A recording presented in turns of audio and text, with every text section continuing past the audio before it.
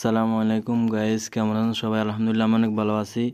আজকে ছুটির দিনে ঘোরাফেরা করা আমার একটা অভ্যাস। তো ঘুরতে ঘুরতে আজকে চলে যেতেছি চৌমনি পুরো পার্ক। সাথে আমার বন্ধু আর একজন ছিল। আমরা তিনজনে যাইতেছি, অনেক মজা করতেছি। আমার একটা অভ্যাস হলো যে আমি ভিডিও করি, এরকম একটা আমার অভ্যাস সবসময় যেখানে যে।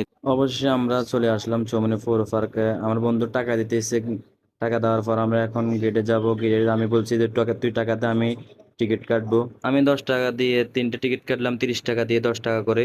টিকিট কাটার পর ভিতরে প্রবেশ করলাম। প্রবেশ করার পর হেরা শুধু ছবি উঠাইতেছে, ভিডিও করতেছে, আমাকে শুধু বলতেছে ভিডিও কর ভিডিও কর।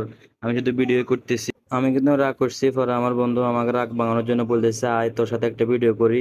পরে আমার সাথে একটা ভিডিও করলো, আমি তো সুযোগ পাইলাম ভিডিও করার।